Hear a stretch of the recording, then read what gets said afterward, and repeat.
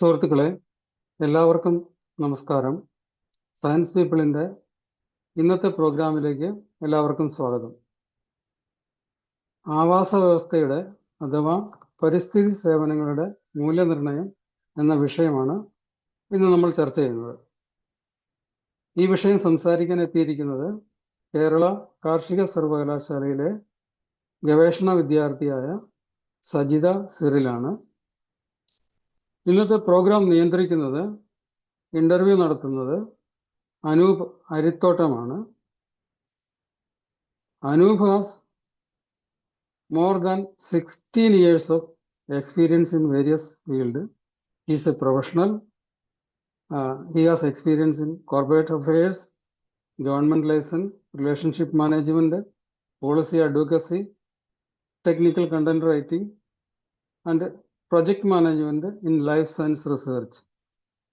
His qualifications: graduation and post-graduation in life sciences with a triple major: microbiology, biochemistry, human pathology.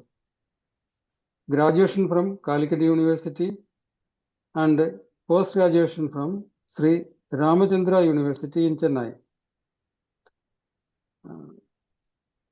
From the well-known Terry University in New Delhi, he has done a PG program, Regulations in Agricultural Biotechnology. അതുപോലെ തന്നെ he has an LLB from Dr. Ambedkar University in Maharashtra, and he is a project management professional certified from PMI in USA. I welcome Anup Arithotam to this program and also request him to take over today's proceedings. Thank you. Thank you, Francis sir. നമസ്കാരം. 107 science പ്രോഗ്രാമിലേക്ക് ഏവർക്കും സ്വാഗതം. ഇപ്പോൾ Francis sir പറഞ്ഞ പോലെ ഞാൻ അനൂപ് അരിത്തോട്ടം, ഇന്നത്തെ പരിപാടിയുടെ ആങ്കറാണ്. നമ്മുടെ ഇന്നത്തെ വിഷയമാണ് ആവാസ വ്യവസ്ഥകളുടെ മൂല്യനിർണ്ണയം. പ്രകൃതിയും പരിസ്ഥിതിയും അമൂല്യമാണെന്ന് നമുക്കറിയാം. അവയുടെ മൂല്യം എങ്ങനെ നിർണ്ണയിക്കുന്നു എന്നാണ് നമ്മൾ ഇന്ന് ചർച്ച ചെയ്യുന്നത്. ചർച്ച ചെയ്യുന്നതിനായി സജിത സിറിലിനെ സ്വാഗതം ചെയ്യുന്നു. സജിത കേരള കാർഷിക സർവകലാശാലയിലെ കോളേജ് ഓഫ് ഫോറസ്ട്രിയിൽ നിന്ന് PhD ബിരുദം വിദ്യാർത്ഥിനിയാണ്. ICAR സ്കോളർഷിപ്പോടുകൂടി നോർത്ത് ബംഗാൾ അഗ്രികൾച്ചർ യൂണിവേഴ്സിറ്റിയിൽ നിന്ന് PG പഠനം പൂർത്തിയാക്കി KSSP ലൂക്ക സയൻസ് പോർട്ടൽ നടത്തിയ സയൻസ് സ്ലാം 2024 മത്സരത്തിൽ ഫൈനലിസ്റ്റ് ആയിരുന്നു. പല ഡൊമസ്റ്റിക് ഇന്റർനാഷണൽ കോൺഫറൻസുകളിൽ പങ്കെടുക്കുകയും ബെസ്റ്റ് പേപ്പർ പ്രസന്റർ അവാർഡും കരസ്ഥമാക്കിയിട്ടുണ്ട്. ഈ അടുത്ത മലേഷ്യയിൽ നടന്ന international conference in agro forestry പങ്കെടുക്കാൻ CSIR ഗ്രാന്റിന് അർഹയാവുകയും ചെയ്തു. സജിതയും ഞാനും കൂടി ഒരു ചർച്ച നടത്തട്ടെ. ഏത് രീതിയിലാണ് നമുക്ക് ഈ മൂല്യനിർണ്ണയം ഒരു പൊതുജനങ്ങൾക്കും ഇമ്പോർട്ടൻ്റ് ആയിട്ട് അറിയേണ്ട ഒരു വിഷയമാണോ അല്ലയോ എന്നുള്ളത്. സജിത, ആവാസ വ്യവസ്ഥകൾ അഥവാ എക്കോസിസ്റ്റങ്ങൾ നൽകുന്ന സേവനങ്ങളുടെ മൂല്യനിർണ്ണയമാണല്ലോ നമ്മൾ ഇന്ന് സംസാരിക്കുന്നത്. ഈ എക്കോസിസ്റ്റം, എൻവയോൺമെന്റ്, ഹാബിറ്റേറ്റ് എന്നീ പദങ്ങൾ തമ്മിലുള്ള വ്യത്യാസം എന്താണെന്ന് പ്രേക്ഷകർക്കൊന്ന് പറഞ്ഞു കൊടുക്കാമോ? പരിസ്ഥിതിയാണ് ഈ 3 പദങ്ങളിലെ ഏറ്റവും ബ്രോഡായിട്ട് പറയുന്നത്. പരിസ്ഥിതി എന്ന് പറഞ്ഞാൽ ഒരു ജീവി അതിന്റെ ചുറ്റുപാടുകളായിട്ട് അതിന്റെ ജീവിതകാലം മുഴുവൻ അതിന്റെ ചുറ്റുപാടുമായിട്ട് ഇരിക്കുന്ന എല്ലാ ജൈവ ഘടകങ്ങളും അജൈവ ഘടകങ്ങളും കൂടെ സമ്പൂർണ്ണമായിട്ട് പറയുന്നതാണ് ഒരു പരിസ്ഥിതി എന്ന് പറയുന്നത്. അതേസമയം ഹാബിറ്റാറ്റ് എന്ന് പറയുമ്പോൾ ഒരു ജീവി അല്ലെങ്കിൽ ഒരു ജീവി സമൂഹം അതിന്റെ ഭക്ഷണം അല്ലെങ്കിൽ ആശ്രയം അതിന്റെ ദൈനംദിന ജീവിതത്തിന് ആവശ്യമായിട്ടുള്ള എത്ര സ്ഥലമാണോ അത് എടുക്കുന്നത്, അതാണ് അതിന്റെ ഹാബിറ്റാറ്റ്. ഇപ്പൊ ഒരു വണ്ടുകൾക്ക് പറയുകയാണെങ്കിൽ ആ വണ്ട് നിൽക്കുന്ന ഒരു ചീഞ്ഞളിഞ്ഞ തടിക്കഷ്ണമായിരിക്കും അതിന്റെ ഹാബിറ്റാറ്റ് എന്ന് പറയുന്നത്. അപ്പൊ അത്രയും നമ്മുടെ ഏറ്റവും ദൈനംദിന ജീവിതത്തിൽ നമുക്ക് ചെയ്യേണ്ട പ്രവൃത്തികൾ മാത്രം നടക്കുന്ന ആ ഒരു ചുറ്റുപാടിനെയാണ് ഹാബിറ്റാറ്റ് എന്ന് പറയുന്നത്. അതേസമയം എക്കോസിസ്റ്റം എന്ന് പറഞ്ഞാൽ പല ജീവികളും അവർ തമ്മിലുള്ള ഇന്ററാക്ഷൻസ്, അവർ പരസ്പരം എങ്ങനെ ബന്ധപ്പെട്ടിരിക്കുന്നു, അവര് മറ്റു ജീവികളുമായിട്ടും പിന്നെ മറ്റ് പരിസര ഘടകങ്ങളായിട്ടും ചുറ്റുമുള്ള വായു, മണ്ണ്, അവരുടെ ഇതായിട്ടുള്ള ആ ഒരു പ്രക്രിയനാണ്, ആ ഒരു സിസ്റ്റം, ആ ഒരു വ്യവസ്ഥേനാണ് എക്കോസിസ്റ്റം എന്ന് പറയുന്നത്. അപ്പൊ അവിടെ കുറെ ജീവികളുടെ ഹാബിറ്റാറ്റ് തമ്മിൽ ഒരുമിച്ച് വരുന്നുണ്ടാവും, അതിന്റെ പരിസരങ്ങൾ തമ്മിലുണ്ടാവും, അവർ തമ്മിൽ തിന്നും തിന്നപ്പെട്ടുള്ള ഭക്ഷ്യശൃംഖല വരും, പിന്നെ ധാതുലവണങ്ങൾ തമ്മിലുള്ള പോഷക ചക്രങ്ങൾ വരും. അപ്പോൾ അങ്ങനെ അതെല്ലാം കൂടെയുള്ള ഇതിനെയാണ് നമ്മൾ എക്കോസിസ്റ്റം എന്ന് പറയാം. അപ്പോൾ ഏറ്റവും ലളിതമായിട്ട് പറയുകയാണെങ്കിൽ ഇപ്പൊ നമ്മളൊരു സിറ്റിയിലോട്ട് നമ്മളൊരു താമസം മാറണം, ഒരു നഗരത്തിൽ നമ്മൾ താമസം മാറാൻ പോവുകയാണെങ്കിൽ ആ നഗരത്തിന്റെ മൊത്തം കാലാവസ്ഥയും അവിടെയുള്ള ജനങ്ങളും അവരുടെ സംസ്കാരവും അതൊക്കെ ആയിരിക്കും അതിന്റെ എൻവയോൺമെന്റ്. ഇനി നമ്മൾ പോകാൻ പോകുന്ന ആ അപ്പാർട്ട്മെന്റ് അല്ലെങ്കിൽ ആ വീട് അതായിരിക്കും നമ്മുടെ ഹാബിറ്റാറ്റ്. കാരണം നമ്മൾ അവിടെയാണ് ഭക്ഷണം പാകം ചെയ്യുന്നത്, അവിടെയാണ് നമുക്ക് ആശ്രയം ലഭിക്കുന്നത്. അപ്പൊ അത് നമ്മുടെ ഹാബിറ്റാറ്റ് ആണ്. ഇനി നമ്മൾ എങ്ങനെയാണ് ചുറ്റുള്ള അയൽവക്കക്കാരുമായിട്ട് നമ്മൾ എങ്ങനെയാണ് ഇടപഴകുന്നത്, നമ്മൾ സാധനങ്ങൾ വാങ്ങാനായിട്ട് അടുത്തുള്ള കടകളിൽ പോയിട്ട് നമുക്ക് അവിടെ ഒരു ഇന്ററാക്ഷൻ നടക്കുന്നുണ്ട്. അതുപോലെ മറ്റുള്ള സമൂഹമായിട്ട് നമ്മൾ പാർക്കിൽ ഒരുമിച്ച് കൂടുകയാണെങ്കിൽ അവിടെ ഒരു ഇന്ററാക്ഷൻ നടക്കുന്നുണ്ട്. അങ്ങനെ ചുറ്റുമുള്ള എല്ലാ ജീവവും അജൈവമായിട്ടുള്ള ഘടകങ്ങളായിട്ടുള്ള ആ ഒരു ഇന്ററാക്ഷൻ ആണ് നമ്മുടെ എക്കോസിസ്റ്റം എന്ന് പറയുന്നത്. അപ്പൊ ഒരു ഉദാഹരണത്തിന് ഒരു പോണ്ട് എക്കോസിസ്റ്റം നമ്മൾ എടുക്കുവാണെങ്കിൽ ഇതൊരു പോണ്ട് എക്കോസിസ്റ്റം ആണ്. അപ്പൊ നമുക്ക് അറിയാം ഇതിൽ പല ജീവികളുണ്ട്, അതിന്റെ ചുറ്റുപാടും ഇവിടെ നമുക്ക് കാണാൻ പറ്റുന്നുണ്ട്. അപ്പോ അതിന് ചുറ്റും മണ്ണ്, വെള്ളം, പിന്നെ കുറെ പ്ലാന്റ്സ് ഉണ്ട്. അപ്പൊ ഇതൊക്കെയാണ് അതിന്റെ ചുറ്റുപാടുള്ളത്. ഇതിൽ ഓരോ ജീവികളും അതിന്റെ ഹാബിറ്റാറ്റും ഉണ്ട്. അപ്പൊ ആ പരസ്പരം ആ ജീവികൾ എങ്ങനെ മറ്റുള്ളവരായിട്ട് ബന്ധപ്പെട്ടിരിക്കുന്നു, പല ജീവികളും അതിന്റെ ചുറ്റുപാടായിട്ട് എങ്ങനെ ബന്ധപ്പെട്ടിരിക്കുന്നു, അതാണ് അതിന്റെ എക്കോസിസ്റ്റം എന്ന് പറയുന്നത്. അപ്പൊ ഒരു പോണ്ടും ഒരു എക്കോസിസ്റ്റം ആവും, കാരണം അതിൽ പല ജീവികളുണ്ട്, അവർ തമ്മിലുള്ള ഒരു ഇന്ററാക്ഷൻ വരുന്നുണ്ട്. അതുകൊണ്ട് അതൊരു എക്കോസിസ്റ്റം ആണ്. ബാക്കി എക്സാമ്പിൾസ് പറയുകയാണെങ്കിൽ കാടുകള്, പുൽമേടുകള്, മരുഭൂമി, അതൊക്കെ എക്കോസിസ്റ്റത്തിന് എക്സാമ്പിൾ ആണ്. ചുരുക്കം പറഞ്ഞാൽ എക്കോസിസ്റ്റം, എൻവയോൺമെന്റ്, ഹാബിറ്റാറ്റ് എന്നീ പദങ്ങൾ തമ്മിൽ ചെറിയ വ്യത്യാസമുണ്ട് താനും. അതെ. അപ്പോ അടുത്ത ഒരു ചോദ്യമാണ്, അതായത് എക്കോസിസ്റ്റം സർവീസസ് എന്നാണ് നമ്മുടെ ഇന്നത്തെ വിഷയം. അപ്പൊ എക്കോസിസ്റ്റം സർവീസസ് എന്നാൽ ആവാസ വ്യവസ്ഥകൾ നൽകുന്ന സേവനങ്ങൾ എന്നാണോ ഉദ്ദേശിക്കുന്നത്? അങ്ങനെയാണെങ്കിൽ എന്തൊക്കെയാണ് ഈ എക്കോസിസ്റ്റം സർവീസസ്? ഉദാഹരണങ്ങൾ ഒന്ന് പറയാമോ? അതെ, ആവാസ വ്യവസ്ഥ നൽകുന്ന സേവനം. ഇപ്പൊ ഞാനൊരു എക്സാമ്പിൾ പറയുകയാണെങ്കിൽ, ഇപ്പൊ എന്റെ കയ്യിലിരിക്കുന്ന ഇത് കാണുന്നുണ്ടോ? മാമ്പഴം. അതെ, ഒരു മാമ്പഴമാണ്. അപ്പൊ ഇത് നമുക്ക് പ്രകൃതി നൽകിയ പ്രത്യക്ഷമായിട്ടുള്ള ഒരു സേവനമാണ്. അതായത് നമുക്ക് കഴിക്കാൻ വേണ്ടിയിട്ട് ഒരു ഫലം നമുക്ക് ലഭിച്ചു. പക്ഷെ നമ്മൾ ഒന്നുകൂടെ ചിന്തിച്ചു നോക്കുകയാണെങ്കിൽ ഇതിന്റെ പിന്നിൽ കുറെ സേവനങ്ങളുണ്ട്. അതായത് ഈ മാവ് ചെടി ചെറുതായിട്ട് വളരുന്നത് തൊട്ട് അവിടെ മണ്ണിൽ നിന്ന് അതിന് ആവശ്യമായിട്ടുള്ള പോഷകങ്ങൾ ലഭിച്ചിട്ടുണ്ട്. അതിന് വളക്കൂറുള്ള മണ്ണുള്ളത് കൊണ്ടായിരിക്കും അതൊരു മരമായിട്ട് അത് മാറിയിട്ടുണ്ടാവുക. അപ്പൊ അവിടെ മണ്ണിൽ നല്ലൊരു ധാതുലവണങ്ങളുള്ള നല്ല വളക്കൂറുള്ള ഒരു മണ്ണ് ഉണ്ടായിട്ടുണ്ടായിരുന്നു. പിന്നെ പ്രകാശ സംശ്ലേഷണം എന്ന് പറഞ്ഞ ഒരു പ്രക്രിയയിൽ കൂടിയാണ് ഭക്ഷണം പാകം ചെയ്യാനായിട്ട് സസ്യങ്ങൾക്ക് സാധിച്ചത്. അപ്പൊ അത് അന്തരീക്ഷത്തിലെ കാർബൺ ഡൈ ഓക്സൈഡിനെ വലിച്ചെടുത്തിട്ട് അതിന്റെ ശരീരത്തിൽ ടിമ്പറിലും മറ്റുമായിട്ട് സ്റ്റോർ ചെയ്യുമ്പോൾ അതും ഒരു കാർബൺ സെക്വസ്ട്രേഷൻ എന്ന് പറഞ്ഞ ഒരു പ്രോസസ്സ് അവിടെ നടക്കുന്നുണ്ട്. ഇതെല്ലാം കഴിഞ്ഞ് മരം വളർന്ന് പൂവിട്ട് കഴിഞ്ഞിട്ട് പരാഗണം ചെയ്യാനായിട്ട് ഏതെങ്കിലും വണ്ടുകൾ സഹായിച്ചിട്ടുണ്ടാവും. അപ്പൊ ആ ഒരു പരാഗണ പ്രക്രിയയും ഒരു സേവനമാണ്. അതുകൊണ്ട് കൂടി മാത്രമാണ് ഈ ഒരു പഴം നമുക്ക് ഇന്ന് കഴിക്കാൻ പാകത്തിന് കിട്ടിയിട്ടുള്ളത്. അപ്പോൾ ആവാസ വ്യവസ്ഥ സേവനങ്ങൾ എന്ന് പറയുമ്പോൾ നമുക്ക് പ്രത്യക്ഷമായിട്ട് നമുക്ക് കിട്ടുന്നത് മാത്രമല്ല, പരോക്ഷമായിട്ട് പ്രകൃതി എങ്ങനെ നമുക്കത് നൽകുന്നു, അങ്ങനെയുള്ള കുറെ കാര്യങ്ങൾ അതിന്റെ ഉള്ളിൽ. അവിടുത്തെ വാട്ടർ സൈക്ലിങ്, അതിനാവശ്യമുള്ള വെള്ളം കിട്ടിയ ഇത്, പിന്നെ അതിന്റെ സോയില്, അങ്ങനെ എല്ലാ കാര്യങ്ങളും നമ്മൾ ആ സേവനങ്ങളിൽ വിടും. അപ്പം 2005 മില്ലേനിയം എക്കോസിസ്റ്റം അസസ്മെന്റ് എന്ന് പറഞ്ഞിട്ട് ഏകദേശം 1300ഓളം ശാസ്ത്രജ്ഞന്മാർ ലോകത്തിന്റെ പല ഭാഗത്തു നിന്നും നിന്നിട്ട് ഈ എക്കോസിസ്റ്റംസിൽ ഉണ്ടാകുന്ന മാറ്റം എങ്ങനെ മനുഷ്യരെ ബാധിക്കുന്നു എന്നുള്ള ഒരു ചർച്ച നടത്തേണ്ടായി. അപ്പൊ അതുവഴി നമുക്കറിയാം കുറെ സേവനങ്ങളൊന്നും നമ്മൾ ഇതുവരെ കണ്ടുപിടിക്കപ്പെടാത്ത സേവനങ്ങൾ പോലും ഉണ്ട്. അപ്പോ ഈ ശാസ്ത്രജ്ഞരെല്ലാവരും കൂടെ ഇതുവരെ കണ്ടുപിടിക്കപ്പെട്ടിട്ടുള്ള എല്ലാ സേവനങ്ങളെയും പ്രധാനമായിട്ട് 4 കാറ്റഗറി ആയിട്ട് തിരിച്ചിട്ടുണ്ട്. അതെന്ന് പറയുന്നത് പ്രൊവിഷനിങ്, റെഗുലേറ്റിംഗ്, കൾച്ചറൽ, സപ്പോർട്ടിങ് എന്നിങ്ങനെയാണ്. അപ്പൊ പ്രൊവിഷണൽ എന്ന് പറഞ്ഞാൽ നമുക്ക് ഡയറക്റ്റ് കിട്ടുന്ന, നമുക്ക് വിതരണം ചെയ്യുന്ന, പ്രകൃതിയിൽ നമുക്ക് വിതരണം ചെയ്യുന്ന സർവീസസ് ആണ്. അതിന് എക്സാമ്പിൾ പറയുകയാണെങ്കിൽ ഇപ്പൊ പറഞ്ഞ പോലെ പഴങ്ങള്, പച്ചക്കറികള്, പിന്നെ തടി നമുക്ക് പ്രകൃതിയിൽ നിന്ന് ഡയറക്റ്റ് ആയിട്ട് കിട്ടുന്നതാണ്. നമുക്കത് വിറ്റ് നമുക്കതിൽ ഏർണിങ്സ് വരുന്നുണ്ട്. പിന്നെ വെള്ളം, നല്ല ശുദ്ധമായിട്ടുള്ള വെള്ളം, പിന്നെ കന്നുകാലികൾക്ക് ആവശ്യമായിട്ടുള്ള ഫോഡർ, തീറ്റകൾ, അതായത് വൈക്കോലോ അല്ലാന്നുണ്ടെങ്കിൽ ഇലകള്, പിന്നെ ഔഷധ മൂല്യമുള്ള സസ്യങ്ങൾ, ഇതൊക്കെ പ്രൊവിഷനിങ് സർവീസസിന് എക്സാമ്പിൾ ആണ്. അടുത്തതാണ് റെഗുലേറ്റിംഗ് സർവീസസ്. റെഗുലേറ്റിംഗ് സർവീസസ് എന്ന് പറയുമ്പോൾ പ്രധാനമായിട്ടും നിയന്ത്രണ സേവനങ്ങളാണ്. അപ്പൊ പ്രകൃതി ഇപ്പോ കാലാവസ്ഥാ വ്യതിയാനം, അപ്പൊ കാലാവസ്ഥാ വ്യതിയാനത്തെ നിയന്ത്രിക്കാനായിട്ടുള്ള കഴിവ് കാർബൺ സെക്വസ്ട്രേഷനിലൂടെ ഉണ്ട്. അപ്പൊ അതൊരു നിയന്ത്രണ സേവനമാണ്. ഇപ്പൊ കീടങ്ങളെ പ്രതിരോധിക്കാൻ പറ്റിയിട്ടുള്ള വല്ല സസ്യങ്ങളോ അങ്ങനെ ഉണ്ടെന്നുണ്ടെങ്കിൽ, അത് കീടങ്ങളെ നിയന്ത്രിക്കുന്നുണ്ടെങ്കിൽ അതൊരു റെഗുലേറ്റിംഗ് സർവീസസ് ആണ്.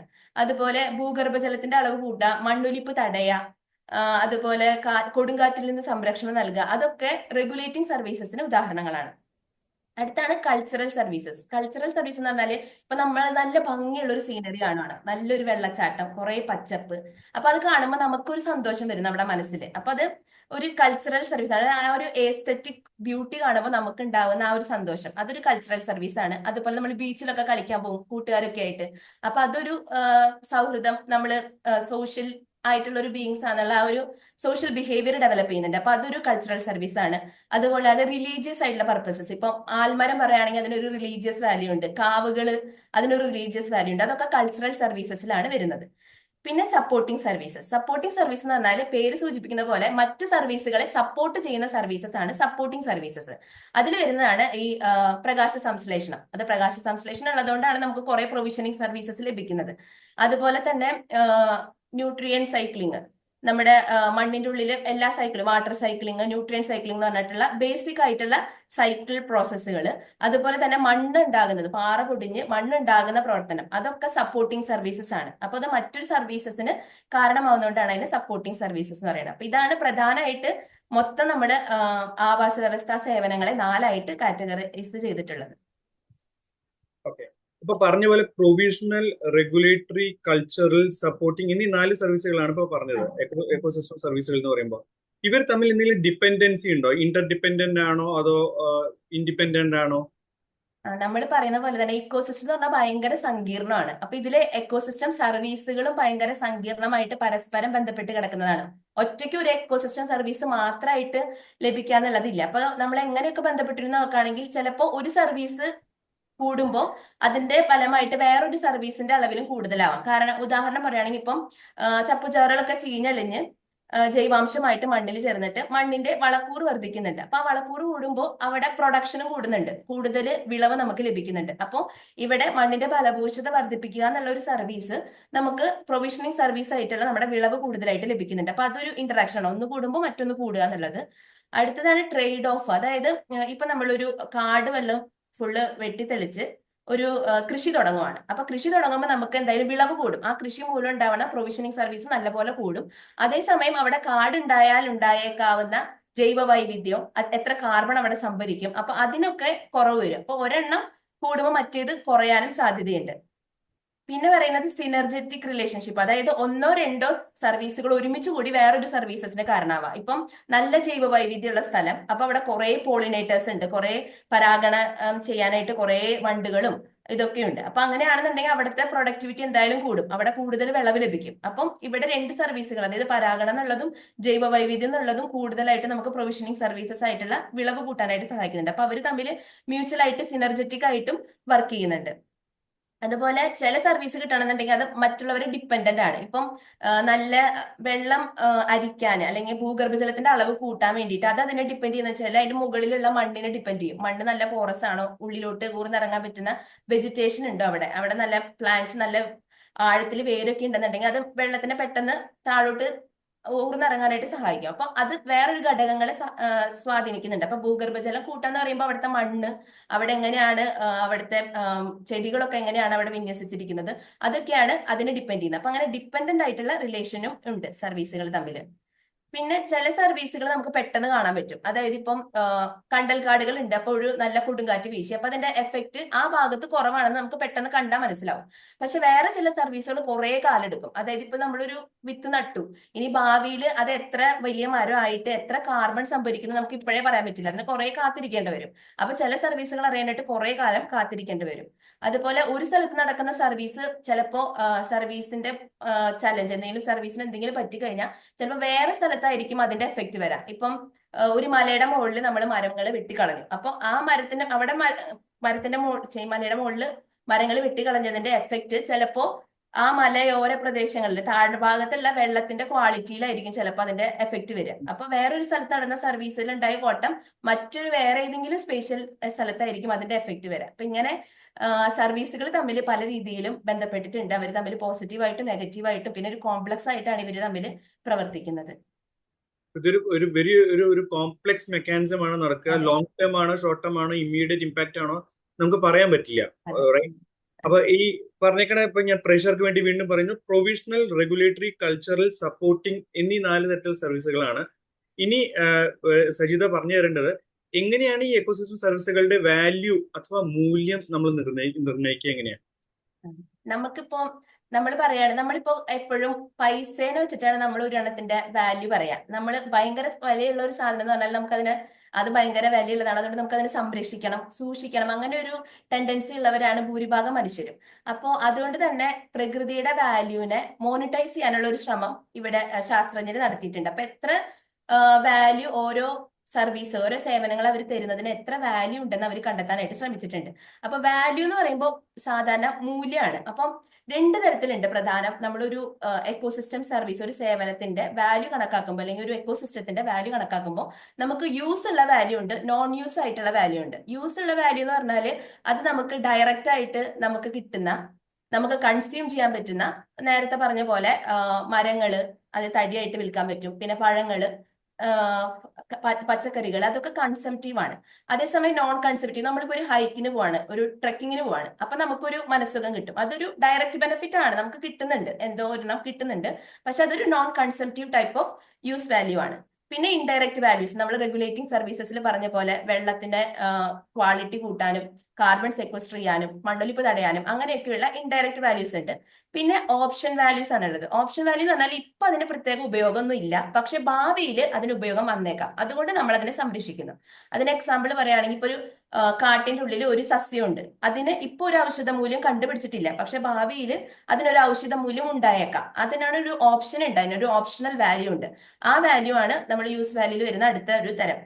പിന്നെ നോൺ യൂസ് വാല്യൂസ് ആണ്. നോൺ യൂസ് വാല്യൂ എന്ന് പറഞ്ഞാൽ നമുക്ക് ഇതുകൊണ്ട് പ്രത്യേക ഉപകാരമൊന്നും ഇല്ല, പക്ഷെ അതിനൊരു മൂല്യമുണ്ട്, അങ്ങനെയുള്ളതാണ് നോൺ യൂസ് വാല്യൂസ്. അതിന് എക്സാമ്പിൾ പറയുകയാണെങ്കിൽ എക്സിസ്റ്റൻസ് വാല്യൂ, ഓരോ ജീവികളും അത് എക്സിസ്റ്റ് ചെയ്യുന്നതുകൊണ്ട്, അത് നിലനിൽക്കുന്നത് കൊണ്ട് അതിന് പ്രത്യേക മൂല്യമുണ്ട്. ഇപ്പൊ നമ്മൾ പറയുകയാണെങ്കിൽ സൈലന്റ് വാലിയിലെ ലയൺ ടൈൽഡ് മെക്കാക്ക്, അതായത് സിംഹവാലൻ കുരങ്ങ്, അപ്പൊ അത് അവിടെ ഉള്ളത് കൊണ്ട് നമുക്ക് പ്രത്യേക ഗുണം നമുക്ക് തോന്നില്ല യൂസ് ഉള്ളത് പോലെ, പക്ഷെ അത് നിലനിൽക്കുന്നതുകൊണ്ട് നമുക്കൊരു ഇതുണ്ട്, ആ ഒരു ജീവി ഇവിടെ ഈ ലോകത്ത് നിൽക്കുന്നുണ്ട്. അല്ലെങ്കിൽ മലമുഴക്കി വേഴാമ്പൽ അതിവിടെ ഉണ്ട് എന്ന് പറയുമ്പോൾ അതിനൊരു മൂല്യമുണ്ട്, അതിനാണ് എക്സിസ്റ്റൻസ് വാല്യൂ എന്ന് പറയുന്നത്.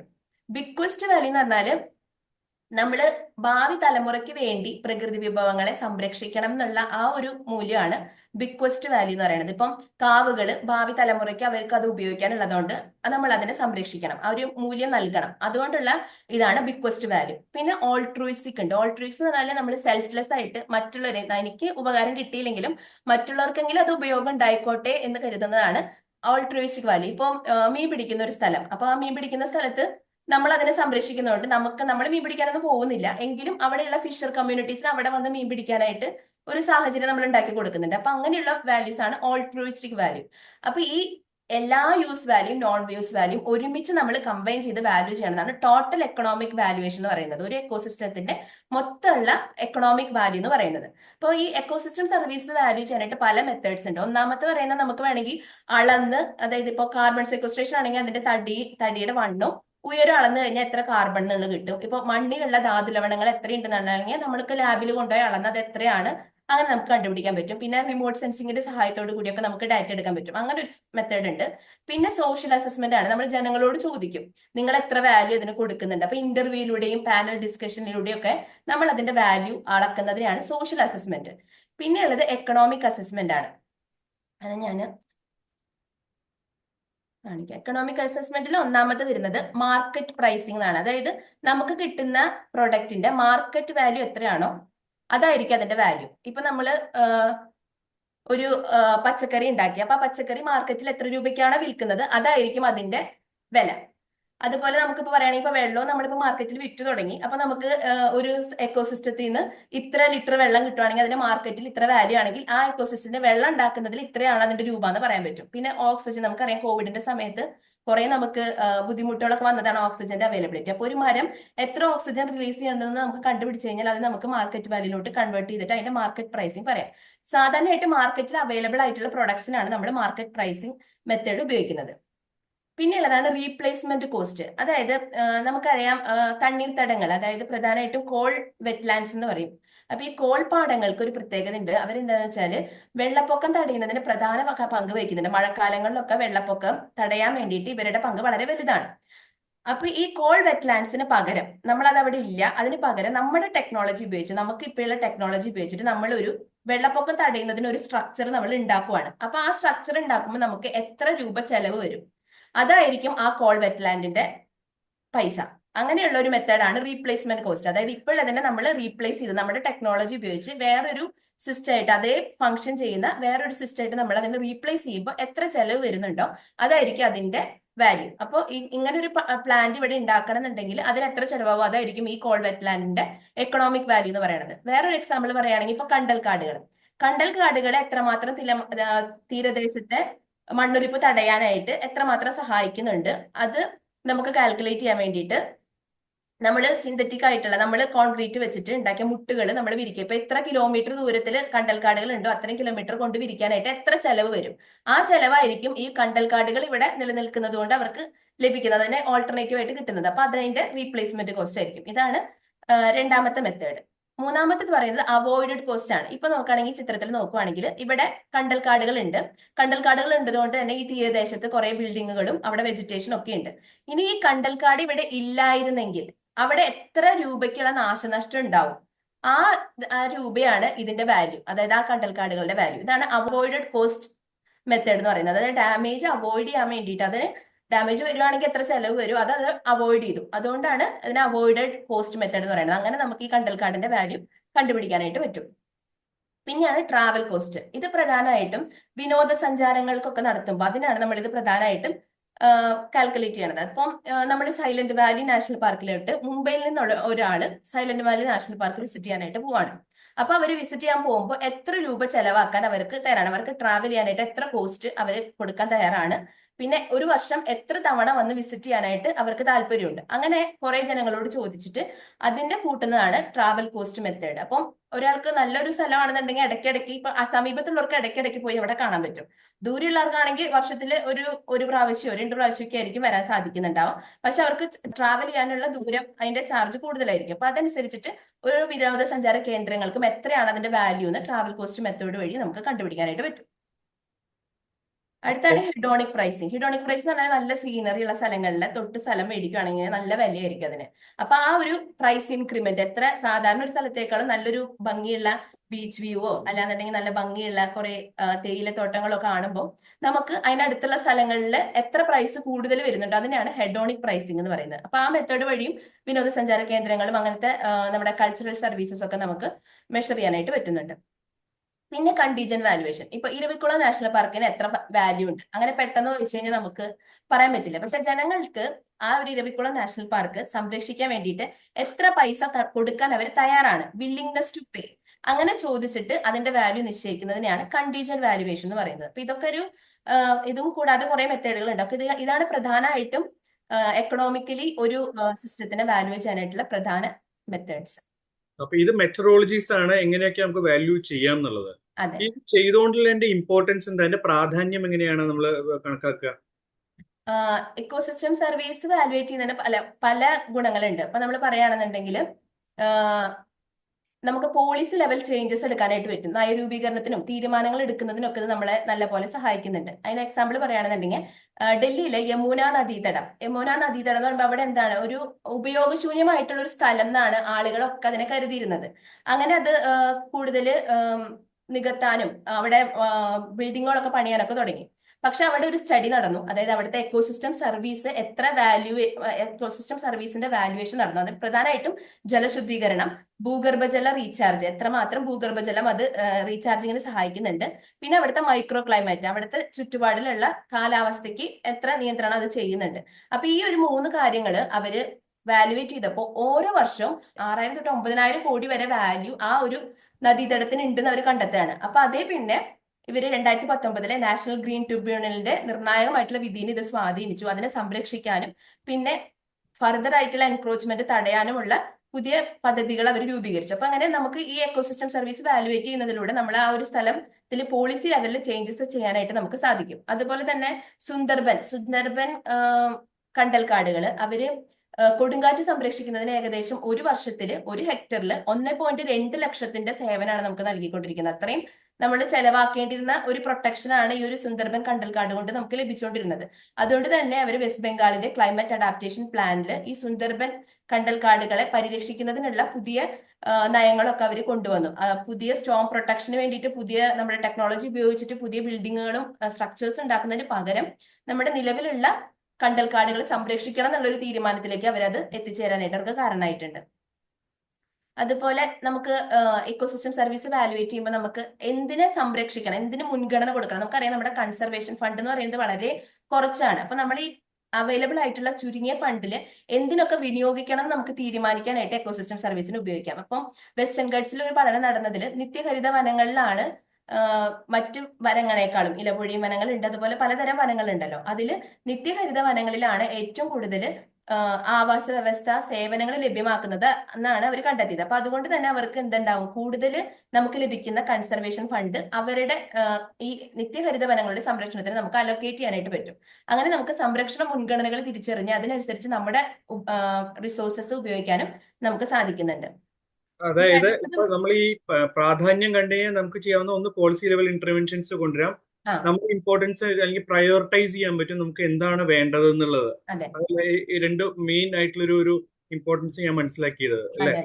കൂടാതെ നമുക്ക് പേയ്മെന്റ് ഓഫ് ഇക്കോസിസ്റ്റം സർവീസസ് എന്ന് പറഞ്ഞൊരുന്നുണ്ട്. അതായത് നമ്മൾ ആവാസ വ്യവസ്ഥയുടെ സേവനത്തിന് സംരക്ഷിക്കുകയാണെങ്കിൽ നമുക്ക് പൈസ ലഭിക്കുന്ന പോലെ. അപ്പൊ ഇത് ഫസ്റ്റ് ആയിട്ട് തുടങ്ങിയത് എവിടെയെന്ന് വെച്ചാൽ പലംപൂർ എന്ന് പറഞ്ഞിട്ട് ഹിമാചലിലൊരു സ്ഥലമാണ്. അപ്പൊ അവിടെ നഗരത്തിൽ വസിക്കുന്നവർക്ക് വെള്ളത്തിന് ഭയങ്കര ക്ഷാമമുണ്ട്. അപ്പം ഇതൊരു മലയോര പ്രദേശമാണ്. അപ്പൊ മലകളുടെ മുകളിൽ കുറച്ച് റൂറൽ സെറ്റിൽമെന്റ്സ് ഉണ്ട്. അപ്പൊ അവര് ഈ ഇവിടുത്തെ ജലസ്രോതസ്സുകളെ സംരക്ഷിക്കാനും ജലലഭ്യത വർഷാവസാനം വരെ ഉറപ്പുവരുത്താനുള്ള പദ്ധതികൾ അവിടെ ചെയ്യുന്നതനുസരിച്ച് ഇവർക്ക് താഴെ ഇവിടെ നല്ല ശുദ്ധജലം ലഭിക്കാനായിട്ട് തുടങ്ങി. അപ്പോൾ ഈ അർബൻ ഏരിയാസിൽ താമസിക്കുന്നവർ ഈ മലമുകളിൽ ഇതിനെ നോക്കി പരിപാലിക്കുന്നവർക്ക് പണം നൽകും. ആ ഒരു സേവനം, ജലലഭ്യത എന്ന് പറഞ്ഞൊരു സേവനത്തിനെ പരിരക്ഷിക്കുന്നതിന് അവർക്ക് പേയ്മെന്റ് വർഷം 10,000 രൂപ വെച്ചിട്ട് ഇവർക്ക് ലഭിക്കും. അപ്പൊ അങ്ങനെ ഒരു പേയ്മെന്റ് ഓഫ് എക്കോസിസ്റ്റം സർവീസസും ഇപ്പൊ ഇതിന്റെ സ്റ്റാർട്ടിങ്ങിലാണ്. അപ്പൊ ഈ എക്കോസിസ്റ്റം സർവീസ് നമുക്ക് വാലുവേറ്റ് ചെയ്ത് കഴിഞ്ഞാൽ അങ്ങനെ സേവനങ്ങൾ സർവീസ് ചെയ്യുന്നവർക്ക് ഒരു ഇൻസെന്റീവ് പോലെ, ഒരു പ്രോത്സാഹനം പോലെ നമുക്ക് അത് ഉപയോഗിക്കാനായിട്ട് പറ്റും. പിന്നെ നമുക്കറിയാം GDP എന്ന് നമ്മൾ പറയുന്നത്, അതായത് മൊത്തം ആഭ്യന്തര ഉൽപാദനം നമ്മുടെ ഇന്ത്യയിലെ മൊത്തം. അപ്പൊ ഇതിൻ്റെ ഉള്ളിൽ എല്ലാ പ്രൊഡക്ട്സും വരുന്നുണ്ട്. അതിൽ നമ്മുടെ പ്രൊവിഷനിങ് സർവീസസ് വരുന്നുണ്ട്, ഡയറക്റ്റ് ആയിട്ട് നമുക്ക് കിട്ടുന്ന ഗുഡ്സ് വരുന്നുണ്ട്. പക്ഷേ ആദ്യമായിട്ട് നമ്മുടെ ഇന്ത്യയിലെ ഉത്തരാഖണ്ഡ്, ഹിമാചൽ പ്രദേശ് ഈ രണ്ട് സ്റ്റേറ്റുകൾ ഗ്രീൻ GDP എന്ന് പറഞ്ഞൊരു കൺസെപ്റ്റ് കൊണ്ടുവരാണ്. അതായത് ക്ലൈമറ്റ് റെഗുലേഷനും അതുപോലെ വാട്ടർ റെഗുലേഷനും അതിനൊക്കെ എങ്ങനെ അവിടുത്തെ നാച്ചുറൽ എക്കോസിസ്റ്റംസ് സഹായിക്കുന്നു, ആ പൈസയും കൂടെ ഇവരുടെ GDP-യിൽ കൂട്ടി. അപ്പൊ ഏകദേശം 3.5% വരെ കൂടുതൽ പൈസ അവർക്ക് അതിന് ലഭ്യമാക്കുന്ന മനസ്സിലാക്കി. അപ്പം ഇതൊരു പുതിയ ഇനിഷ്യേറ്റീവ് ആണ്. അപ്പൊ അത് ഗ്രീൻ GDP എന്ന് പറഞ്ഞിട്ട് നമ്മുടെ എക്കോസിസ്റ്റം നൽകുന്ന സർവീസുകളും കൂടെ മാനിച്ചുകൊണ്ട് നമ്മുടെ ആഭ്യന്തര ഉൽപാദനത്തെ കണക്കാക്കാന്ന് പറയുന്നത്. അപ്പൊ അതിനും എക്കോസിസ്റ്റം സർവീസ് വാലുവേഷൻ സഹായിക്കുന്നുണ്ട്. പിന്നെ നമുക്ക് ഒരു പ്രൊജക്ട് ഇപ്പൊ കൊണ്ടുവരാൻ പോവാണ്. അതപ്പോ അതിന്റെ ഇമ്പാക്ട് നമുക്ക് മനസ്സിലാക്കാൻ പറ്റും. ഇപ്പം ഒരു ഹൈഡ്രോ ഇലക്ട്രിക് പ്രൊജക്ട് വരികയാണ്, അല്ലെങ്കിൽ എക്സാമ്പിൾ പറയുകയാണെങ്കിൽ കെൻബെത്വ ലിങ്കിങ് പ്രൊജക്ട് നടന്നല്ലോ. അപ്പൊ രണ്ട് റിവേഴ്സിനെ ലിങ്ക് ചെയ്യുന്ന പ്രൊജക്ട് ആയിരുന്നു. അപ്പൊ അവരവിടുത്തെ ഇക്കോസിസ്റ്റം സർവീസ് നോക്കുമ്പോൾ കുറെ ഏരിയ അവിടെ സബ്മർജ് ആയി പോകുന്നുണ്ട്. അപ്പൊ ഈ സബ്മർജ് ആയി പോകുന്ന ഏരിയന്റെ എക്കോസിസ്റ്റം സർവീസ് നോക്കുമ്പോൾ അത് ഏകദേശം 4,200 കോടി രൂപയുടെ സേവനങ്ങളാണ് നമുക്ക് അതുമൂലം നഷ്ടമാകാന്ന് ഈ പഠനങ്ങൾ സൂചിപ്പിക്കുന്നത്. അപ്പൊ അതുകൊണ്ട് നമുക്ക് ആ പ്രൊജക്ടിന്റെ ഇത് മാറ്റാൻ പറ്റും. അതായത് കുറച്ച് സബ്മർജൻസ് വരുന്ന രീതിയിൽ എങ്ങനെയാണ് അതിനെ നമുക്ക് ചെയ്യാൻ പറ്റുക, അല്ലെങ്കിൽ അങ്ങനെ സബ്മർജ് ആയാൽ നമുക്ക് കോമ്പൻസേറ്റ് ചെയ്യാനായിട്ട് എന്തൊക്കെ കൺസർവേഷൻ മെഷേഴ്സ് എടുക്കാൻ പറ്റും, അങ്ങനെ ഒരു തീരുമാനം ഉണ്ടാക്കാനും നമുക്ക് ഈ എക്കോസിസ്റ്റം സർവീസ് വാലുവേറ്റ് ചെയ്യുന്നതിലൂടെ സഹായിക്കുന്നുണ്ട്. ഇതൊക്കെയാണ് പ്രധാനമായിട്ട് ഇതിന്റെ ഇമ്പോർട്ടൻസ്, പ്രാധാന്യം എന്ന് പറയുന്നത്. സജിത വളരെ ലളിതമായിട്ടും വളരെ എളുപ്പമായിട്ട് കാര്യങ്ങൾ പറഞ്ഞു. എന്നാലും ഇതിൽ പല രീതിയിലും വെല്ലുവിളികൾ ഉണ്ടാവും ഈ അളക്കാനും മൂല്യനിർണ്ണയം നടത്താൻ വേണ്ടിയിട്ടും. ഏതൊക്കെ തരത്തിലുള്ള വെല്ലുവിളികളാണ് നമ്മൾ നേരിട്ട്, ഐ മീൻ അറിയുന്ന ഒരു വിഭാഗം നമുക്ക് അറിയില്ല അതിനെ പറ്റിയിട്ട്. അതൊരു വേറെ മുഖമാണ് ഇതിന്റെ ഒരു ഹിക്കപ്സ്. അതൊന്ന് വിശദീകരിക്കാമോ? പ്രധാനമായിട്ട് നമ്മൾ വെല്ലുവിളികൾ എന്ന് പറയുമ്പോൾ ഇതിന്റെ സങ്കീർണത തന്നെയാണ്. ഇപ്പൊ എക്കോസിസ്റ്റം എന്ന് പറയുമ്പോൾ തന്നെ അതിലൊരു കുറേ കാര്യങ്ങൾ അതിൻ്റെ ഉള്ളിൽ വരുന്നുണ്ട്. അത് നമ്മൾ ഇതുവരെ ഫുള്ളായിട്ട് പഠിച്ച് തീർത്തിട്ടില്ല. അപ്പോൾ ഒരു സിസ്റ്റമായിട്ട് കൺസിഡർ ചെയ്യുമ്പോൾ അതിനെ ഒരു സർവീസിനെ മാത്രമായിട്ട് ഐസൊലേറ്റ് ചെയ്ത് അതിന് എത്ര വാല്യൂ ഉണ്ട് എന്ന് പറയാനുള്ള ആ ഒരു കോംപ്ലക്സിറ്റി ഉണ്ട്. പിന്നെ മെത്തഡോളജിക്കൽ കോംപ്ലക്സ്. ഇപ്പൊ ഡയറക്റ്റ് ആയിട്ട് കിട്ടുന്ന സർവീസിന് നമുക്ക് കുഴപ്പമില്ല, നമുക്ക് പെട്ടെന്ന് മനസ്സിലാക്കാൻ പറ്റും. പക്ഷെ ഇൻഡയറക്റ്റ് ആയിട്ട് നമുക്ക് കിട്ടുന്ന എസ്തെറ്റിക് വാല്യൂ അല്ലാന്നുണ്ടെങ്കിൽ നമുക്ക് കിട്ടുന്ന റിക്രിയേഷണൽ അങ്ങനത്തെ നോൺ മാർക്കറ്റ് ആയിട്ടുള്ള വാല്യൂസ് കാൽക്കുലേറ്റ് ചെയ്യാനായിട്ട് ബുദ്ധിമുട്ടുണ്ട്. പിന്നെ ഒരു സമയത്ത് നമ്മൾ കാൽക്കുലേറ്റ് ചെയ്ത എക്കോസിസ്റ്റം സർവീസ് ആയിരിക്കില്ല കുറെ കാലം കഴിഞ്ഞിട്ട് അതേ സ്ഥലത്ത് ചെയ്യുമ്പോൾ നമുക്ക് കിട്ടുക. അപ്പൊ ടെമ്പറലി അത് വാരി ചെയ്യുന്നുണ്ട്. അതുപോലെ സ്ഥലത്തിൽ നമ്മളിപ്പോ ലോക്കലായിട്ട് നമ്മുടെ കാട്ടിൽ കാണുന്ന എക്കോസിസ്റ്റം സർവീസ് അല്ല വിദേശത്തെ ഏതെങ്കിലും സ്ഥലത്തെ കാടുകളിൽ ചെയ്താൽ കിട്ടുന്ന എക്കോസിസ്റ്റം സർവീസ്. അപ്പൊ സ്പേഷ്യലിയും അത് മാറിക്കൊണ്ടിരിക്കുന്നു. അപ്പൊ ഓരോ സ്ഥലത്ത് നമ്മൾ സെപ്പറേറ്റ് ആയിട്ട് ചെയ്യേണ്ടി വരും. നമുക്ക് ജനറലൈസ് ചെയ്തിട്ട് ഇന്ന സിസ്റ്റത്തിന് ഇന്ന എക്കോസിസ്റ്റം സർവീസ് ആണ് കൊടുക്കുന്നത് എന്നുള്ളത് നമുക്ക് പറയാൻ പറ്റില്ല. പിന്നെ ഡാറ്റ ലിമിറ്റേഷൻസ് ഉണ്ട്. എല്ലാ ഡാറ്റയും കിട്ടാനായിട്ടുള്ള ബേസ് ലൈൻ ആയിട്ടുള്ള ഡാറ്റ കുറെ എണ്ണത്തിന് നമുക്ക് ആബ്സെന്റ് ആണ്. അപ്പം അതിലുള്ള ലിമിറ്റേഷൻസ് ഉണ്ട്. പിന്നെ ഫിലോസഫിക്കൽ ആയിട്ട് ഇപ്പൊ പറയുകയാണെങ്കിൽ നേച്ചറിന് പ്രൈസ് ടാഗ് ഇടാണോ അങ്ങനെ നമുക്ക് ചോദിക്കേണ്ടി വരും. അപ്പൊ നമുക്ക് അതിനെ വില നിശ്ചയിക്കണം. അപ്പൊ അങ്ങനത്തെ കുറച്ച് ഫിലോസഫിക്കൽ ആയിട്ടുള്ള എക്കണോമിക് ആയിട്ടുള്ള ആ ഇഷ്യൂസും ഇതിന് പ്രധാനമായിട്ടുണ്ട്. ഇതൊക്കെയാണ് പ്രധാന ചലഞ്ചസ്. വളരെ നല്ല. കേരളത്തില് ഇപ്പൊ പറഞ്ഞ കാര്യങ്ങൾ കേരളത്തിൽ എന്തെങ്കിലും ഒരു നല്ലൊരു എക്സാമ്പിൾ ഉണ്ടോ? മൂല്യനിർണ്ണയത്തെ പറ്റി വിശദീകരിക്കാനുള്ള ഒരു ഉദാഹരണങ്ങൾ എന്തെങ്കിലും ഉണ്ടോ? കേരളത്തിലെ പല ഇൻസ്റ്റിറ്റ്യൂട്ട് കുറെ സ്റ്റഡീസ് നടത്തിയിട്ടുണ്ട്. പ്രധാനമായിട്ട് അതിൽ ഞാൻ കുറച്ച് ഹൈലൈറ്റ് ചെയ്ത് പറയാം. എന്ന് വെച്ചാല് റാംസർ അഡ്വൈസറി മിഷൻ വെറ്റ്ലാൻഡ് ഇന്റർനാഷണലും കൂടിയിട്ട് വെമ്പനാട് കോൾ വെറ്റ്ലാൻഡിൽ ഒരു എക്കോസിസ്റ്റം സർവീസ് വാലുവേഷൻ നടത്തിയായിരുന്നു. അത് പ്രധാനമായിട്ട് എങ്ങനെ പൊല്യൂഷൻ കൺട്രോൾ ചെയ്യാൻ, മലിനീകരണം നിയന്ത്രിക്കാനും വെള്ളപ്പൊക്കം തടയാനും മത്സ്യബന്ധനത്തിലുമായിട്ട് എത്ര പൈസ അത് സേവനമായിട്ട് നൽകുന്നുണ്ടെന്ന് നോക്കിയപ്പോൾ ഓരോ വർഷം ഏകദേശം 18,000 കോടി രൂപയുടെ സർവീസസ് ആണ് വെമ്പനാട് കോൾ വെറ്റ്ലാൻഡിൽ മാത്രം ഈ 3 സർവീസുകളിനായിട്ട് ലഭിക്കുന്നതെന്ന് കണ്ടെത്തി. അതുപോലെ കാർബൺ സംഭരണത്തിൽ ഓരോ വർഷവും 74,000 ഒരു ഹെക്ടറിന് 74,000 രൂപയ്ക്ക് അത്രയ്ക്കും കാർബൺ അത് സംഭരിക്കുന്നത് കണ്ടെത്തി. അപ്പം ഇത് നമ്മളെ കൂടുതൽ നമ്മുടെ പോളിസി ലെവൽ ഇന്റർവെൻഷൻസിൽ കോൾ വെറ്റ്ലാൻഡ്സിനെ സഹായിക്കുന്നതിന് വേണ്ടിയിട്ടുള്ള മുൻഗണനകൾ എടുക്കാനായിട്ട് നമുക്ക് സഹായിക്കുന്നുണ്ട്.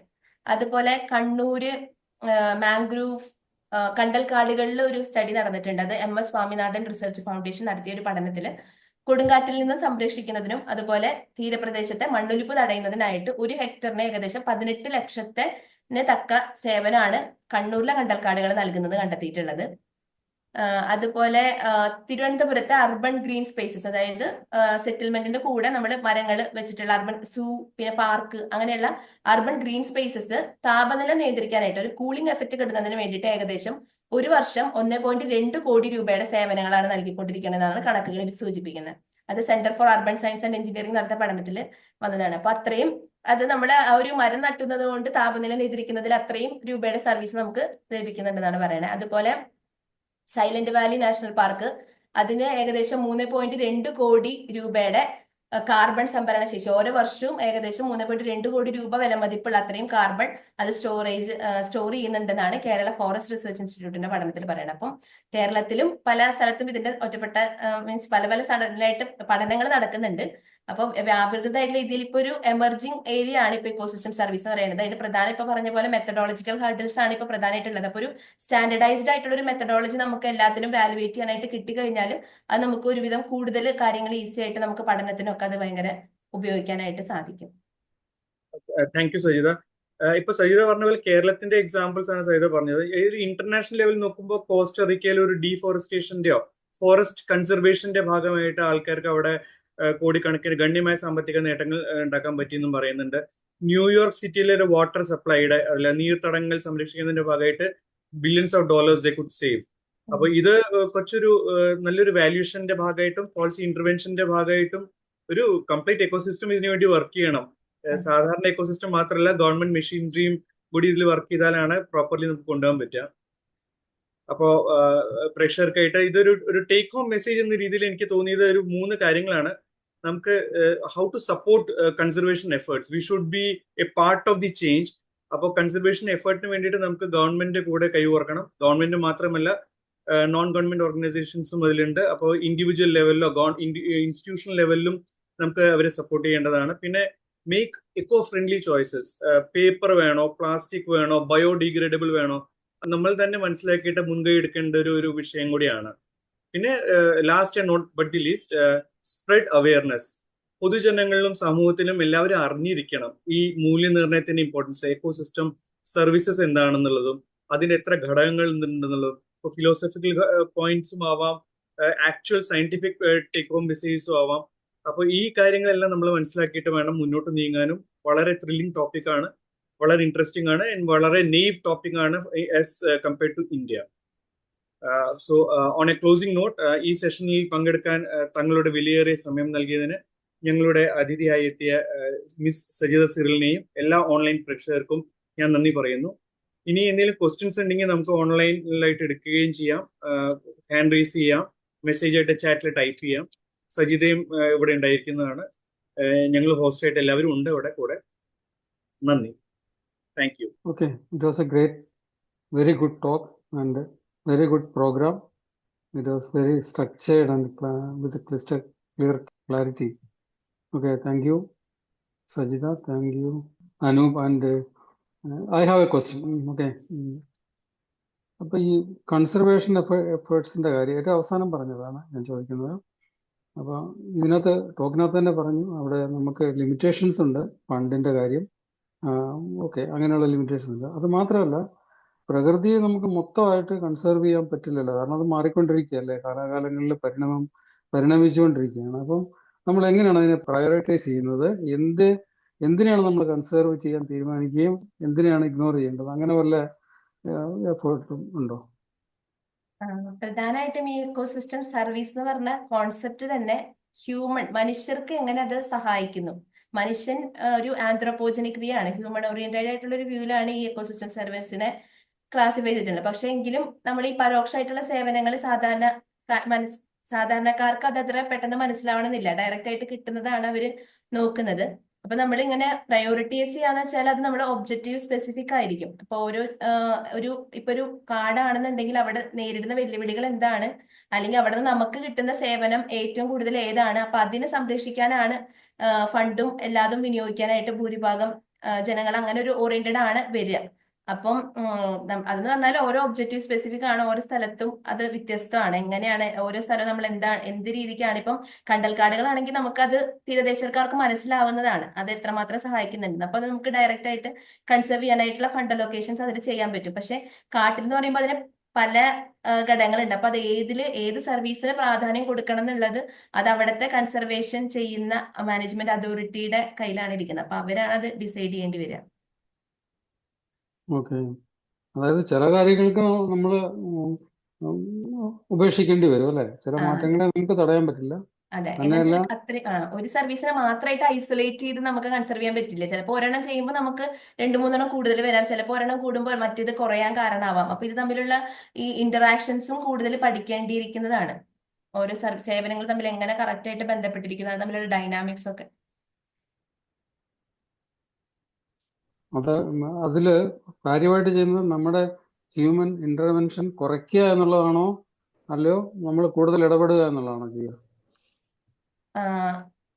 കൺസർവേഷനിൽ എഫേർട്ട്? അത് നമ്മൾ നോക്കിയിട്ട് ഇപ്പൊ വാല്യൂ നോക്കിയിട്ട് നമ്മളിപ്പോ ഹ്യൂമൻ ഇന്റർവെൻഷൻ വരുത്തിയിട്ട് കൺസർവ് ചെയ്യുകയാണെന്നുണ്ടെങ്കിൽ അതെങ്ങനെ അതിനെ എഫക്ട് ചെയ്യുന്നു നമ്മൾ അറിയണം. പിന്നെ ഫണ്ടുകൾ ഇപ്പൊ ഞാൻ കുറച്ച് കേസ് സ്റ്റഡീസ് കാണിച്ചുള്ളൂ. അതായത് കോൾ വെറ്റ്ലാൻഡ്സ് മാറ്റിയിട്ട് നമ്മളൊരു സ്ട്രക്ചർ ടെക്നോളജി ഉപയോഗിച്ചിട്ട് ബിൽഡ് ചെയ്യുമ്പോൾ നമ്മൾ അത്രയും കോടി രൂപ ചെലവഴിച്ച് അത് ഉണ്ടാക്കുന്നതിനേക്കാളും ഒരിത്തിരി ലക്ഷങ്ങൾ ചെലവഴിച്ച് നമ്മുടെ നിലവിലുള്ള കോൾ വെറ്റ്ലാൻഡിനെ സംരക്ഷിക്കുന്നതായിരിക്കും ഏറ്റവും എക്കണോമിക്കലി ഫീസിബിൾ വേ. അപ്പൊ അതുപോലെ നമുക്ക് തീരുമാനങ്ങൾ അതുപോലെ ഉണ്ടാക്കേണ്ടി വരും. ഇപ്പൊ ചില സ്ഥലങ്ങളിൽ ചിലപ്പോൾ ഹ്യൂമൻ ഇന്റർവെൻഷൻ ഉണ്ടെങ്കിൽ, ഇപ്പം പ്രൊഡക്ടിവിറ്റി ആസ്പെക്റ്റിൽ അതായത് പ്രൊവിഷണൽ സർവീസിലൊക്കെ ചിലപ്പോൾ ഹ്യൂമൻ ഇന്റർവെൻഷൻ ഉണ്ടെങ്കിലേ അവിടെ മാക്സിമം പ്രൊഡക്ടിവിറ്റി കിട്ടുള്ളൂ. ഇപ്പൊ തടി നോക്കുവാണെങ്കിൽ നമ്മൾ നല്ലപോലെ മാനേജ് ചെയ്ത് കൃത്യം സ്പേസിങ്ങളൊക്കെ മരം നട്ട് അങ്ങനെ നല്ല വളക്കൂറുകളൊക്കെ കൊടുത്ത് അങ്ങനെ വരുന്നതായിരിക്കും നമുക്ക് തടി ഉൽപാദനത്തിന് ഏറ്റവും നല്ല മെത്തേഡ്. അവിടെ കൂടുതൽ ഹ്യൂമൻ ഇന്റർവെൻഷൻ വേണം. പക്ഷെ വേറെ ചില സർവീസുകളിൽ നമുക്ക് പ്രകൃതിയെ അതായിട്ട് വിടുന്നത് തന്നെയായിരിക്കും അതിന്റെ സർവീസസിന് ഏറ്റവും നല്ലത്. അപ്പൊ അതും ഈ പല സ്ഥലത്തും പലതായിട്ടാണ് വരിക. Okay, thank you. സഹിത, എനിക്കൊരു ചോദ്യമുണ്ട്. നമ്മള് അഗ്രികൾച്ചർ വേഴ്സസ് മൈനിങ്, ഇപ്പൊ ഞാനൊരു കൃഷി പാടം എടുത്തിട്ട് അത് ഞാൻ വാങ്ങിച്ചു, ഞാനൊരു പ്രൈവറ്റ് കമ്പനിയാണ് വാങ്ങിച്ചിട്ട് ഞാൻ അതിൽ മൈനിങ് നടത്തിയിട്ട്, ഇപ്പൊ ഗവൺമെന്റ് വളരെ പ്രോ ആയിട്ട് പറയുന്നു ക്രിട്ടിക്കൽ മിനറൽസ് മൈൻ ചെയ്യാം, അങ്ങനത്തെ കാര്യങ്ങൾ. അപ്പൊ അങ്ങനെ വേ ചെയ്യുമ്പോൾ നമ്മൾ ഏതിനാണ് പ്രിഫറൻസ് കൊടുക്കുക? ഞാൻ ഭക്ഷണം കഴിക്കുകയാണോ വേണ്ടത്, അതോ സാമ്പത്തിക നേട്ടം നേടാൻ വേണ്ടിയിട്ട് ചെയ്യുന്ന കാര്യങ്ങളാണോ? മിനറൽ ടാക്സ് മുതൽ വന്നിട്ടുണ്ട്. അപ്പൊ ഇതൊക്കെ ഒരു അങ്ങനത്തെ ഒരു എക്കോസിസ്റ്റം സർവീസസിൽ വേ ചെയ്യുമ്പോൾ സൈതയുടെ ഒരു അഭിപ്രായം എന്ന് പറഞ്ഞാൽ ജസ്റ്റ് ഒന്ന് കൗതുകം മാത്രമേ ഉള്ളൂ. ഇപ്പൊ നമ്മള് അഗ്രികൾച്ചർ എന്ന് വരുമ്പോൾ നമുക്ക് വരുന്ന ഫുഡ് സർവീസസിന്റെ വാല്യൂസ് ആണ് അതിൽ കൂടുതലായിട്ട് വരുന്നത്. മൈനിങ് വരുമ്പോൾ നമുക്ക് അതിൽ നിന്ന് കിട്ടുന്ന മിനറൽസിന്റെ വാല്യൂ വരും. അപ്പൊ ചിലപ്പോൾ എക്കണോമിക്കലി സ്കെയിൽ നോക്കുമ്പോൾ മൈനിങ് ആയിരിക്കും കൂടുതൽ നിൽക്കുക. പക്ഷെ നമ്മൾ മറ്റു കാര്യങ്ങൾ നോക്കുമ്പോൾ, അതായത് അവിടെയുള്ള മണ്ണൊലിപ്പ്, അല്ലെങ്കിൽ ഭാവിയിൽ ആ സ്ഥലത്തിന് അതിന് മൈനിങ് ആയിട്ട് ബന്ധപ്പെട്ട് ബാക്കി ചുറ്റുള്ള സ്ഥലത്തിന് അല്ലെങ്കിൽ സർവീസസിന് എങ്ങനെയൊക്കെ അത് എഫക്ട് ചെയ്യുന്നു എന്നൊക്കെ കുറച്ചും കൂടെ അങ്ങനത്തെ ഒരു ആസ്പെക്റ്റിൽ ചിന്തിക്കുമ്പോൾ ചിലപ്പോ ഇത് വരും. അപ്പൊ നമ്മൾ ഏതൊക്കെ സർവീസസുകൾ അക്കൗണ്ട് ചെയ്യണം എന്നുള്ളതും അതിലൊരു മാറ്റർ ആണ്. അപ്പൊ ഇവിടെ എനിക്കൊരു ചോദ്യം ഉണ്ടായിരുന്നു. ഞാൻ ശശിധരൻ, എറണാകുളത്തു നിന്നും. പ്രസന്റേഷൻ വളരെ നന്നായിരുന്നു. അനൂപ് സാറിന്റെ ചോദ്യവും സജിത മാഡത്തിന്റെ ആൻസറും വളരെ നന്നായിട്ട്, വളരെ ലളിതമായിട്ട് പ്രേക്ഷകർക്ക് അറിയേണ്ട ചോദ്യങ്ങൾ വളരെ ലളിതമായി ചോദിക്കുകയും അതുപോലെ തന്നെ വളരെ ലളിതമായ രീതിയിൽ മനസ്സിലാകുന്ന രീതിയിൽ തന്നെ ആൻസർ പറയുകയും ചെയ്ത് വളരെ നന്നായിരുന്നു. ആദ്യമേ അതിനൊരു വലിയ താങ്ക്സ്. ഇവിടെ എനിക്ക് അറിയാനുള്ളത്, ഈ നമ്മുടെ കാലാവസ്ഥ അല്ലെങ്കിൽ നമ്മുടെ പരിസ്ഥിതിയുമായിട്ട് ബന്ധപ്പെട്ട് പല സ്ഥലങ്ങളിലും ഈ തുടർച്ചയായിട്ട് ചില കലാമിറ്റികൾ ഉണ്ടാകാറുണ്ട്. ഇപ്പം ഈ അടുത്തിടെ നമുക്കറിയാവുന്ന പോലെ അമേരിക്കയിലേക്ക് തീപിടുത്തം ഉണ്ടായി. അതുപോലെ തന്നെ ഉണ്ടാകുന്ന ഒരു പ്രശ്നമാണ് നമ്മുടെ ബംഗ്ലാദേശിൽ ഒരു റിപ്പീറ്റഡ് ആയിട്ട് ഇതുപോലെ കടൽ ക്ഷോഭം ഉണ്ടാകാറുണ്ട്. അപ്പൊ ഇത്തരത്തിലുള്ള അതുപോലെ മറ്റു പല സ്ഥലങ്ങൾ അതുപോലെ തന്നെ ഉണ്ടാകുന്ന പ്രശ്നങ്ങൾ നമ്മൾ എപ്പോഴും കേട്ടിട്ടുള്ളതാണ്. അപ്പൊ ഇത് ഈ നമ്മുടെ പരിസ്ഥിതിയിൽ അതിനെ നിയന്ത്രിക്കാനായിട്ട് എന്തെങ്കിലും സ്റ്റഡി ഉണ്ടോ? അത് ഇതുമായിട്ട് ബന്ധപ്പെട്ട് എന്തുകൊണ്ടാണ് ഇങ്ങനെ റിപ്പീറ്റഡ് ആയിട്ട് ഉണ്ടാകുന്നതിന്റെ ചില കാര്യങ്ങൾ പറഞ്ഞു. ടെമ്പറേച്ചറിന്റെ കൂടുതൽ കൊണ്ടാണെന്നും പിന്നെ അത് ഹോട്ട് എയർ അങ്ങനെ കുറച്ച് കാര്യങ്ങളൊക്കെ കേട്ടിരുന്നു. പക്ഷെ ഇത് ഭാവിയിൽ ഉണ്ടാകാതിരിക്കാനായിട്ട് എന്തെങ്കിലും സ്റ്റഡി ഉണ്ടോ? എന്ത് നിയന്ത്രണ, എന്ത് മെഷറാണ് നമ്മൾ എടുക്കാറുള്ളത്? അതിനെക്കുറിച്ച് മാഡത്തിന് എന്തെങ്കിലും പറയാനായിട്ട് പറ്റും? അങ്ങനെ പ്രകൃതി നമുക്ക് നെഗറ്റീവായിട്ട് കിട്ടുന്ന, അതായത് മനുഷ്യർക്ക് നെഗറ്റീവായിട്ട് തോന്നുന്ന ഈ വൈൽഡ് ഫയർ, കാട്ടുതീ, അതൊക്കെ എന്ന് പറയുമ്പോൾ നമ്മളെ എക്കോസിസ്റ്റം ഡിസർവീസ് എന്ന് പറഞ്ഞൊരു ടേം ഉണ്ട്. അതിപ്പോ എല്ലാവരും അത് അക്സെപ്റ്റ് ചെയ്തിട്ടില്ല. സയന്റിസ്റ്റുകൾ രണ്ട് ഇതിലായിട്ട് ഇങ്ങനെ ഡിസ്കസ് ചെയ്യുന്നതാണ്. അപ്പൊ എക്കോസിസ്റ്റം ഡിസർവീസ്, പ്രകൃതി നമുക്ക് നെഗറ്റീവായിട്ട് തരുന്ന, ഇപ്പൊ വല്ല രോഗങ്ങൾ പടരുന്നത് പ്രകൃതിയിൽ നിന്നും, പിന്നെ അതുപോലെ ഈ വൈൽഡ് ഫയർ, അതൊക്കെ നമ്മൾ ഈ ഡിസർവീസ് ആയിട്ട് കാൽക്കുലേറ്റ് ചെയ്യുന്നുണ്ട്. അപ്പം രണ്ടും കാൽക്കുലേറ്റ് ചെയ്ത് അതില് സർവീസുകൾക്കും ഡിസർവീസ് കുറച്ച് സർവീസ് കൂട്ടുക എന്നുള്ളതാണ് നമ്മുടെ ലക്ഷ്യം. അപ്പോൾ വൈൽഡ് ഫയറിന്റെ കേസ് പറയുകയാണെന്നുണ്ടെങ്കിൽ പ്രധാനമായിട്ടും വളരെ 1% അല്ലെങ്കിൽ 2%, 1%ആണ് മൊത്തം ലോകത്ത് നടക്കുന്ന കാട്ടുതീകളിൽ പ്രകൃതി മാത്രമായിട്ടുള്ള കാരണം കൊണ്ട് തീ വരുന്നത്. ബാക്കി 99% മനുഷ്യര് എന്തെങ്കിലും സ്റ്റാർട്ടിങ് ഇട്ട് കൊടുത്തതായിരിക്കും. അങ്ങനെയാണ് പ്രധാനമായിട്ടും എല്ലാ കാട്ടുതീകളും പറയുന്നത്. പക്ഷെ ഫ്യൂവൽ അവിടെ കൂടുതലുണ്ട്. എല്ലാവരും കരിഞ്ഞു നിൽക്കുന്ന സമയമാണെങ്കിൽ അത് അങ്ങ് പടർന്നു പോകുന്നതാണ്. അപ്പം അതിനെ കുറയ്ക്കാന്ന് പറഞ്ഞാൽ നമ്മൾ മാനേജ്മെന്റ് മെഷേഴ്സ് എടുക്കുക. അപ്പൊ ഫയർ ലൈൻസ് പോലെ ഫയർ വരുന്ന സ്ഥലങ്ങളൊക്കെ ആണെന്നുണ്ടെങ്കിൽ മുമ്പേ ഫയർ ലൈൻസ് എടുത്ത് അത് ഫർദർ സ്പ്രെഡ് ആവാണ്ട് കാട്ടുതീ മറ്റു സ്ഥലത്തേക്ക് പടരാണ്ടിരിക്കാൻ വേണ്ടിയിട്ട് ഇടയിൽ നമ്മൾ ചപ്പുചവറുകളൊക്കെ മാറ്റി ക്ലീൻ ആക്കി ഇടും. അപ്പൊ അവിടെ എത്തുമ്പോൾ അത് നിൽക്കും, പിന്നെ അപ്പുറത്തേക്ക് പടരില്ല. അങ്ങനെ ഫയർ ലൈൻസ്, അങ്ങനത്തെ മാനേജ്മെന്റ് ആക്ടിവിറ്റീസ് ഉണ്ട്. പിന്നെ നല്ലപോലെ തീ അങ്ങനത്തെ സാധനങ്ങൾ കൊണ്ട് അങ്ങനത്തെ കാട്ട് ഏരിയസിലോട്ട് പോവാതിരിക്കാനായിട്ടുള്ള തടയലുകൾ അങ്ങനെ എടുക്കാം. അല്ലാണ്ട് നമുക്ക് ഒരു പെർമനന്റ് സൊല്യൂഷൻ എന്ന് പറഞ്ഞാൽ പിന്നെ മോണിറ്ററിംഗ് ആണ്. അതായത് കാട്ടുതീ വരുന്നതിന് മുമ്പേ നമ്മൾ കണ്ടുപിടിക്കാൻ ഇപ്പം അഡ്വാൻസ്ഡ് ടെക്നോളജീസ് ഉണ്ട്. നമ്മളിപ്പോ സാറ്റലൈറ്റിന്റെ സഹായത്തോടെ ഇപ്പൊ ഇവിടുത്തെ ചൂടും ഇതൊക്കെ തടഞ്ഞിട്ട് ഇത്ര ശതമാനം ഇവിടെ ഇത് തീ വരാൻ സാധ്യതയുണ്ട് നമുക്ക് മുൻകൂട്ടി പ്രെഡിക്റ്റ് ചെയ്യാനൊക്കെ പറ്റും, നമുക്ക് മുൻകൂട്ടി അറിയാനൊക്കെ പറ്റും. അപ്പൊ അങ്ങനത്തെ സർവീസൊക്കെ ഇപ്പൊ കുറച്ചും കൂടെ ആകുമ്പോൾ നമുക്ക് ഇങ്ങനെ വാട്സപ്പിൽ മെസ്സേജ് ഒക്കെ ആയിട്ട് ഇപ്പൊ ഇവിടെ തീ വരാൻ സാധ്യതയുണ്ട്, നമ്മൾ അതിനുള്ള മുൻകരുതൽ എടുക്കണം, അങ്ങനെ അറിയിക്കുന്ന തരത്തിലുള്ള ഇതിലോട്ട് സാങ്കേതിക വിദ്യ വളർന്നുകൊണ്ടിരിക്കുകയാണ്. ഇപ്പൊ ഭാവിയിൽ അതിനെ പൂർണ്ണമായിട്ട് തടയാനാണ് എന്തെങ്കിലും ഒരു വിദ്യ വന്നിരിക്കും. പക്ഷെ ഇപ്പൊ നമുക്ക് എന്ന് പറഞ്ഞാൽ നമ്മൾ നല്ല സ്ട്രിക്റ്റ് ആയിട്ടുള്ള മാനേജ്മെന്റ് റെസ്ട്രിക്ഷൻസ് എടുക്കാം, മാനേജ്മെന്റ് ആക്ടിവിറ്റീസ് നമ്മൾ ചെയ്യാം, പരമാവധി അത് കുറയ്ക്കുക എന്നുള്ള രീതിക്കാണ് പറയാൻ പറ്റുള്ളൂ. അപ്പം അത് പ്രകൃതിയിൽ നിന്ന് നൽകുന്ന ഒരു നമുക്ക് പറയുമ്പോൾ ഒരു ഡിസർവീസ് ആയിട്ട് പറയാം. കാരണം മനുഷ്യർക്ക് അത് നെഗറ്റീവായിട്ടാണ് എഫക്ട് ചെയ്യുന്നത്. അപ്പൊ അത് തടയേണ്ടത് മനുഷ്യരുടെ ഭാഗത്തു നിന്നും കൂടെ ഒരു ശ്രദ്ധ വേണം എന്നുള്ളതാണ് എൻ്റെ ഒരു അഭിപ്രായം. Okay madam, thank you. Thank you. അപ്പോൾ thank you Saira, thank you for all. Thank U.